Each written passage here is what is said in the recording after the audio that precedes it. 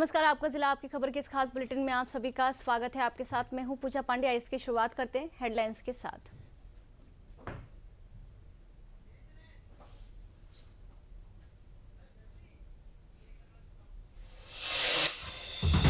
CM योगी ने दबंगों की प्रताड़ना की शिकार एक मेजर की बेटी अंजना की शिकायत पर सख्त एक्शन लेते हुए महज 24 घंटे के अंदर उसका करोड़ों का मकान उसे वापस दिलाया है। माघ मेला 2026 में पौष पूर्णिमा का स्नान पर्व आज बड़ी संख्या में प्रयागराज, वाराणसी, अयोध्या, चित्रकूट, गढ़मुक्तेश्वर, मथुरा, वृंदावन, फर्रुखाबाद, शाहजहांपुर में श्रद्धालु स्नान करने के लिए पहुंच रहे हैं। मुख्यमंत्री योगी आदित्यनाथ ने वीडियो कॉन्फ्रेंसिंग के जरिए माघ मेले की तैयारियों पर अधिकारियों के साथ मीटिंग की और आवश्यक दिशा निर्देश दिए।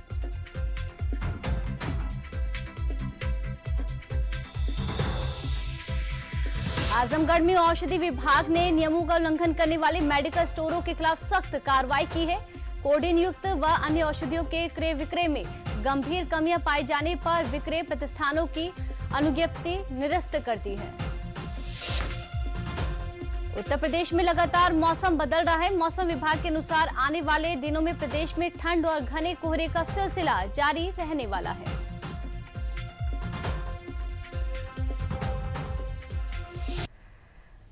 उत्तर प्रदेश में मुख्यमंत्री योगी आदित्यनाथ की त्वरित कार्रवाई और संवेदनशीलता एक बार फिर सबके सामने आई है। सीएम योगी ने दबंगों की प्रताड़ना की शिकार एक मेजर की बेटी अंजना की शिकायत पर सख्त एक्शन लेते हुए महज 24 घंटे के अंदर उसका करोड़ों का मकान उसे वापस दिलाया है।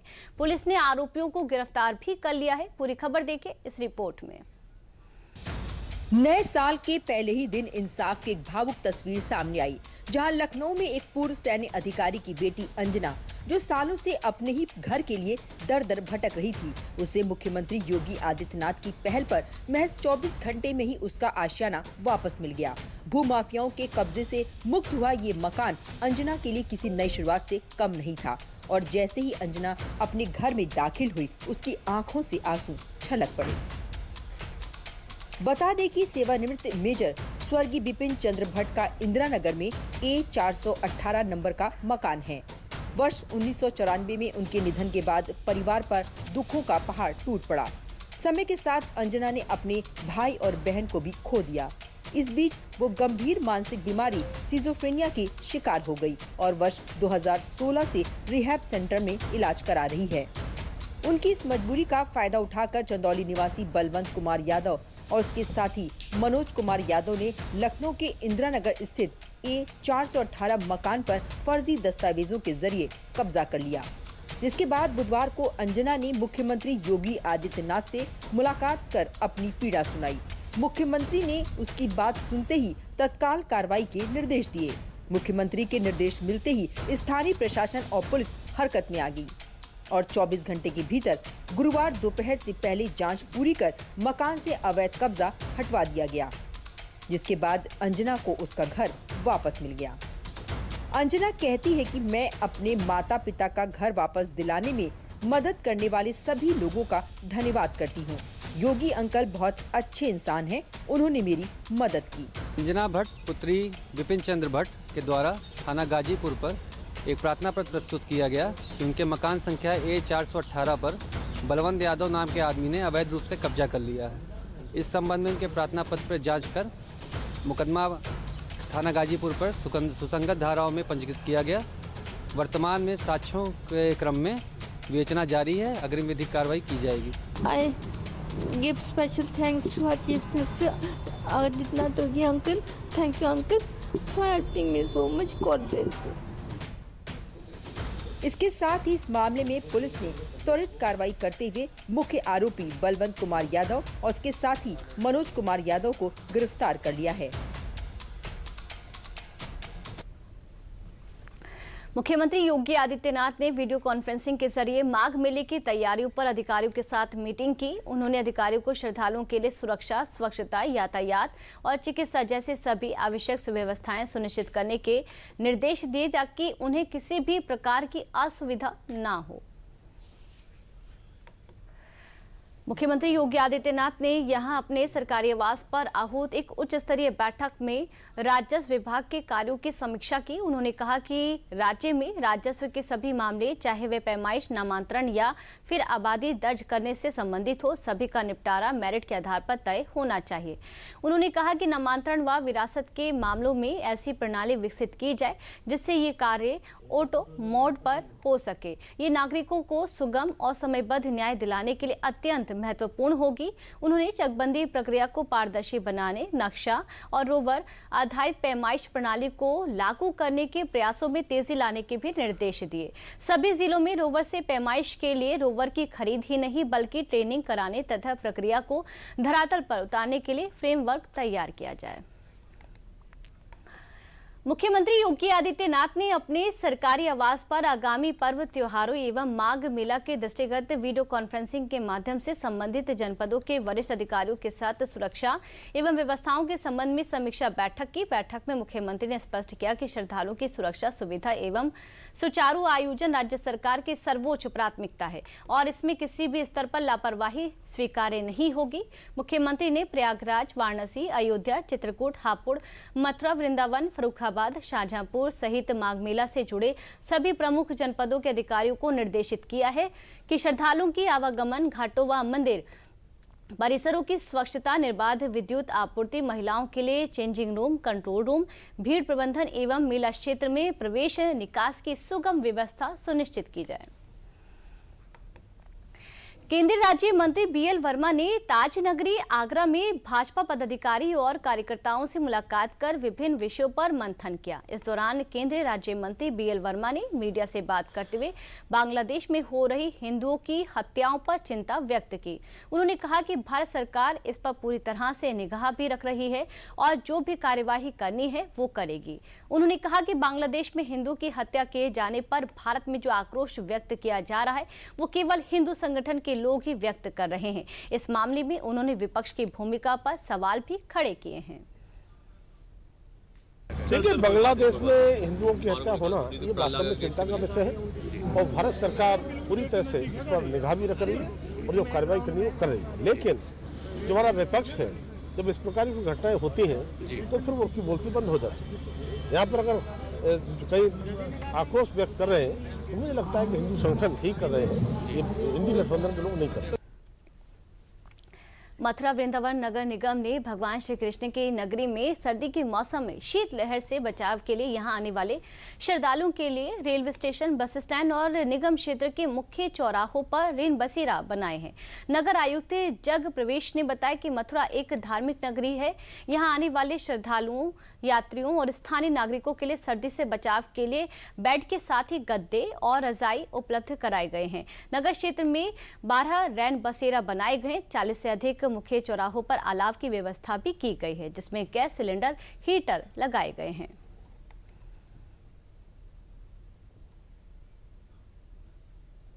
शीतलहर के दृष्टिगत नगर निगम मथुरा वृंदावन ने पूरे मथुरा वृंदावन नगर निगम की सीमा के अंतर्गत जितने भी लोग हैं जो शीतलहर से प्रभावित होते हैं, जितने हमारे श्रद्धालु आते हैं, उनके लिए विशेष व्यवस्था की है, जिसमें रैन बसेरे करीब 12 रैन बसेरे हमारे मथुरा वृंदावन क्षेत्र में बनाए गए हैं, जिसमें हर रैन बसेरे में 25 से 3 कैपेसिटी के बेड लगाए गए हैं, जहां महिलाओं के लिए अलग, पुरुषों के लिए अलग सोने की व्यवस्था की गई है, वहां अलाव की व्यवस्था की गई है। मैं प्रयागराज से आया हूँ, मैं भर्ती के लिए आया था। यहाँ पे मैं देखा कि मैं न्यू बस स्टैंड पे हूँ मथुरा में। मैं यहाँ पे देखा कि रैन बसेरा फ्री चल रहा है, सरकार के द्वारा चलाया जा रहा है, ये अभियान है। यहाँ पे फ्री वाईफाई है, रहने की सुविधा है। अगर मैं कहीं होटल में रहता तो वहाँ पे पैसा खर्च होता, तो ये सरकार सभी यात्रियों के लिए बहुत सुविधा दे दी है। तो यहाँ पर गवर्नमेंट की तरफ से हमको बहुत बढ़िया सुविधा दी जा रही है, अलाव वगैरह की, और नगर निगम की तरफ से हम उनका धन्यवाद करते हैं कि ठंड के मौसम में उन्होंने हमारे लिए बढ़िया हाथ सेकने करने की व्यवस्था यहाँ पर रखी हुई है। और अभी खैर बस तो आई नहीं आ रही है, लेकिन हम इंतजार कर रहे हैं, लेकिन बाकी सारी सुविधाएं बहुत बढ़िया दे रखी है। मथुरा घूमने के लिए, बाकी जी दर्शन करने के लिए बहुत अच्छी व्यवस्था है नगर निगम की और योगी सरकार जी की। रेल बसेरा बहुत अच्छा है, निःशुल्क है, एक टाइम को खाना भी उपलब्ध है, बहुत अच्छी व्यवस्था है। सिगड़ी के लिए इसमें बढ़िया, आगे का आपको बढ़िया। माघ मेला 2026 में पौष पूर्णिमा का स्नान पर्व आज है। आज बड़ी संख्या में श्रद्धालु पुण्य की डुबकी संगम लगाने पहुंच रहे हैं। इसे देखते हुए पुलिस अधिकारियों ने माघ मेला क्षेत्र में 2 जनवरी की रात 8 बजे से ही यातायात प्रतिबंधित कर दिया था। माघ मेला क्षेत्र को नो व्हीकल जोन घोषित भी किया गया, जहां प्रदेश सरकार ने सभी संबंधित जिलों को सुचारू रूप से व्यवस्था करने के निर्देश दिए।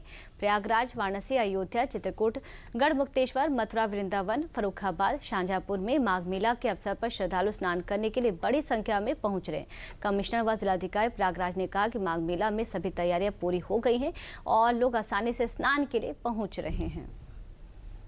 बहुत ही सुचारू रूप से सारी चीजें चल रही हैं, सारी व्यवस्थाएं अब चुस्त दुरुस्त हैं और श्रद्धालु स्नान कर रहे हैं। हर घाट पे स्नान चल रहा है और कहीं पे कोई असुविधा नहीं है। लोग बड़े आराम से संगम क्षेत्र में प्रवेश कर रहे हैं। एग्जिट का भी रूट पूरा क्लियर है और लगातार लोगों का आना जाना लगा हुआ है और अभी काफी संख्या में श्रद्धालु आ रहे हैं और स्नान कर रहे हैं। तो जितने भी श्रद्धालु हैं उनसे भी बात करी गई और यहाँ पे सबको जो है व्यवस्था सुचारू है, अच्छी लग रही है और सब लोग कन्वीनियंटली यहाँ पर स्नान कर रहे हैं। जी, यहाँ पर जैसे हम लोगों को सुविधा उपलब्ध करानी थी उसी प्रकार से सुविधा उपलब्ध कराई गई है और सब कुछ यहाँ पे अभी नॉर्मल है।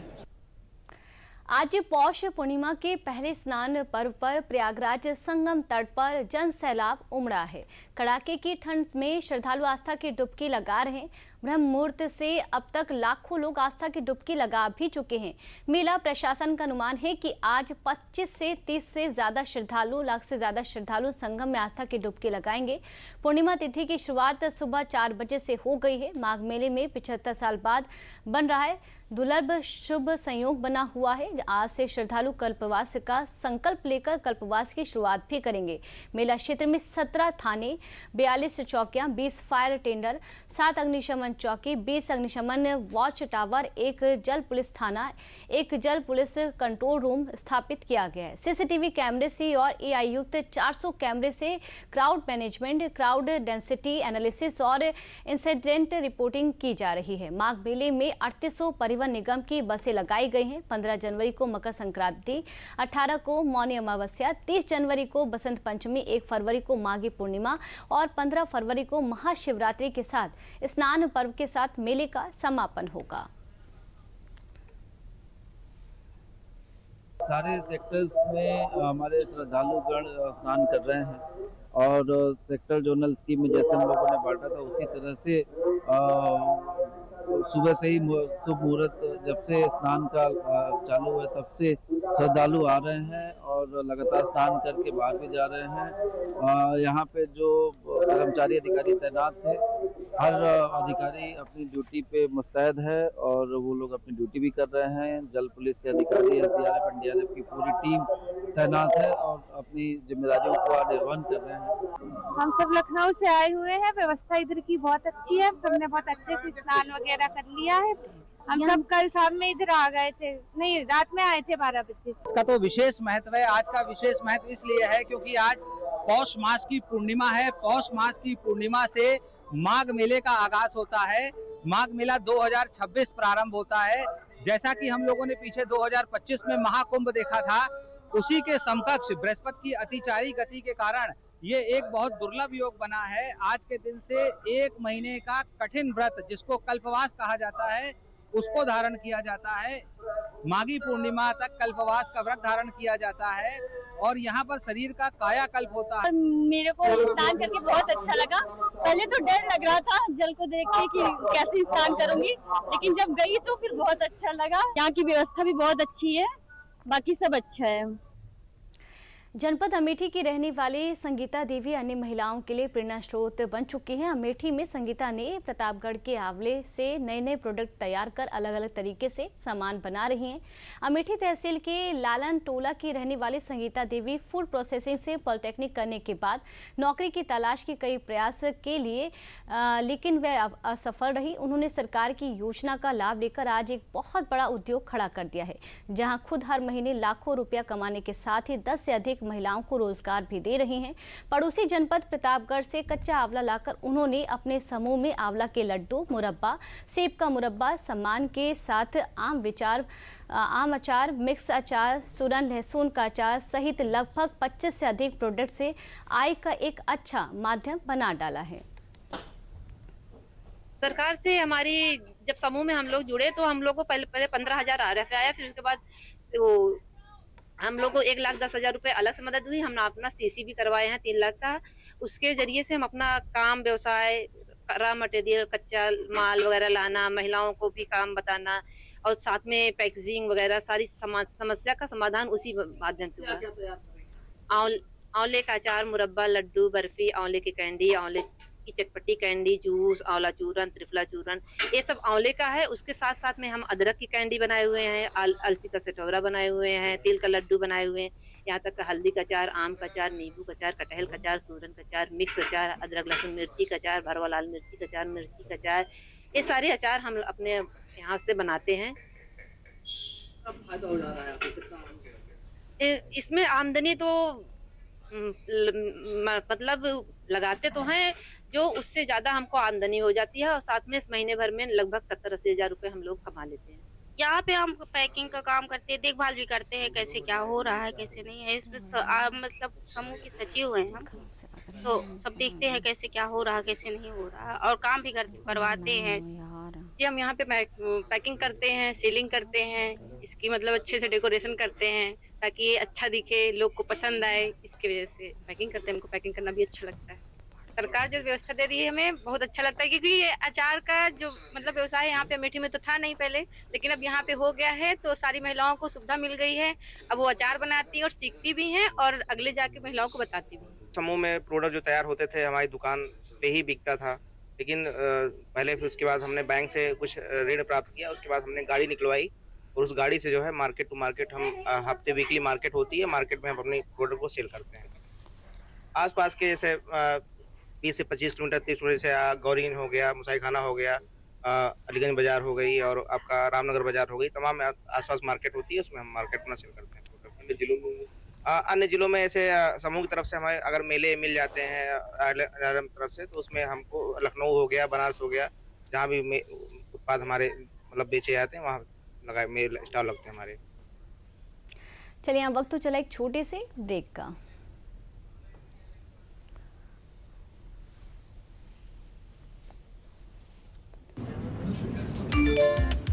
Work from home, high salary, बस एक क्लिक में। अरे वाह!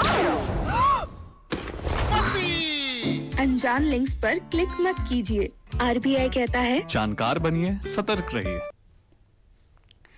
ब्रेक के बाद एक बार फिर आप सभी का स्वागत है। महोबा जिले में ग्राम पंचायतों को आत्मनिर्भर और सशक्त बनाने के उद्देश्य से शुरू की गई अमृत सरोवर योजना अब जिले के लिए वरदान साबित हो रही है। योजना के तहत जिले में कुल 110 अमृत सरोवरों का निर्माण कराया गया, जो न केवल जल संरक्षण का माध्यम बन रहे बल्कि आजीविका, रोजगार और पर्यटन को भी नई दिशा दे रहे हैं। भंडारा, सिरसी खुर्द, पलका और किटारी गाँव में अमृत सरोवरों में मत्स्य पालन और बतख पालन किया जा रहा है। स्थानीय लोगों ने बताया कि अमृत सरोवर में बोटिंग की सुविधा शुरू होने से लाखों लोगों में खासा उत्साह देखा जा रहा है। दूर दराज से पर्यटक यहां पहुंच भी रहे, जिससे चाय, नाश्ते, नाव संचालन और अन्य छोटे व्यवसायों को भी बढ़ावा मिल रहा है। गाड़ी है 60,000 को बीच में डालो है। अब जो 1 लाख 2 लाख 1.25 लाख जितना को हो जाए, कुछ उम्मीद है हो जाए, तो सरकार ने बढ़िया जो करो, कुछ जानवरों को भी पानी पिए के लाना बन गो और मछली पालन भी हो जाए, तो कुछ न कुछ व्यवसाय। अमृत सरोवर योजना के तहत जो प्रधानमंत्री नरेंद्र मोदी जी और योगी जी के द्वारा ये तालाबों की सफाई और सुंदरीकरण के तौर पे किया गया, और यहाँ इसके अलावा ये लोकल के जो लोग हैं उनको एक रोजगार का साधन भी मिला है, जिससे यहाँ बोटिंग होती है। सरकार द्वारा ये बहुत अच्छा काम किया गया। ये एक्चुअली ये पुरातत्व विभाग से भी जुड़ा हुआ है और यहाँ जो है पर्यटनों की संख्या बहुत बड़ी मात्रा में आती है। कल नए साल में नए वर्ष में बहुत सारे लोग यहाँ जो है आए और बोटिंग का लुत्फ उठाए।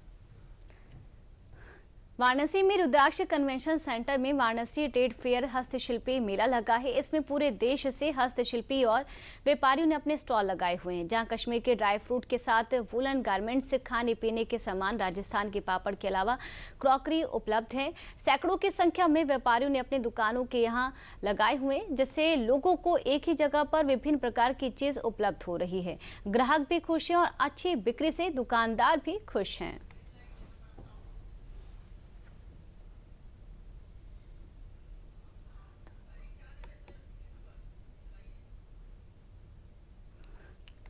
ये मेला बहुत अच्छा है, बहुत इंटरेस्टिंग भी है, यूनिक चीजें बिक रही हैं और हम लोगों ने यहाँ से शॉल सूट ये सारी चीजें कैरी किए हैं। सामान बहुत अच्छा है, भैया के पास तो अच्छा सामान कलेक्शन अच्छा है। हम कल लेके गए थे, आज फिर आए लेने, अच्छा हमें पसंद आया। हमारी दुकान में कश्मीर के ड्राई फ्रूट मिलेगा, बरीज मिलेगा, सीड्स मिलेगा और वो भी फ्रेश क्वालिटी का मिलेगा, कोई कोल्ड का नहीं रहता है, बिल्कुल जो पेड़ से उतरा है वही इसी साल का जो फसल रहता है वही बिल्कुल ताज़ा और फ्रेश क्वालिटी। रायबरेली के प्रगतिशील किसान सत्य प्रकाश मिश्र ने देशी बीजों के संरक्षण और प्राकृतिक खेती के क्षेत्र में अपनी निरंतर मेहनत व नवाचार से राष्ट्रीय स्तर पर विशेष पहचान बनाई है।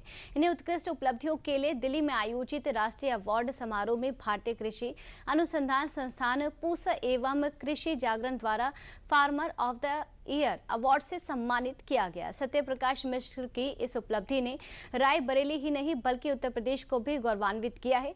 दूरदर्शन से बात करते हुए उन्होंने कहा कि किसान को समृद्ध व आत्मनिर्भर बनाने के लिए उसे बाजार पर निर्भरता कम करनी होगी। खाद, बीज, रसायन इन सभी के लिए बाजार से दूरी बनाकर किसानों को आत्मनिर्भर बनाना पड़ेगा। हमारे देशी बीजों में इतनी प्रतिरोधक क्षमता होती है कि इन पर कोई रोग असर नहीं करता। इससे खेती की लागत भी कम हो जाती है। फार्मर ऑफ द ईयर का अवार्ड कृषि जागरण और ICAR के जॉइंट में मिला है और अब कोई पुरस्कार मिलता है तो अच्छा तो लगता है, लेकिन अच्छा लगने के साथ साथ कुछ जिम्मेदारियां भी महसूस होती हैं कि जिन कार्यों को लेकर के हमको सम्मानित किया गया है उन कार्यों को हम नीचे के सभी किसानों तक पहुंचाने का प्रयास कर रहे हैं। और किसानों को संदेश देने के लिए तो हम एक ही संदेश देना चाहेंगे।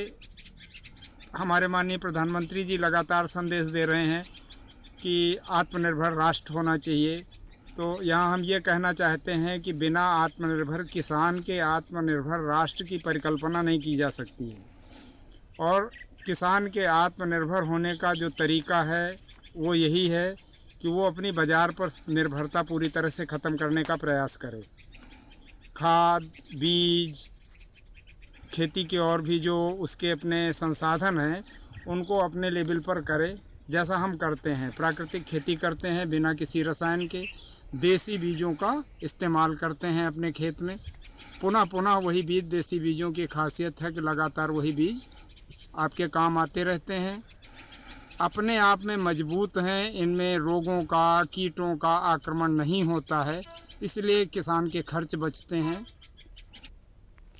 चलिए यहाँ वक्त तो चला एक छोटे से ब्रेक का।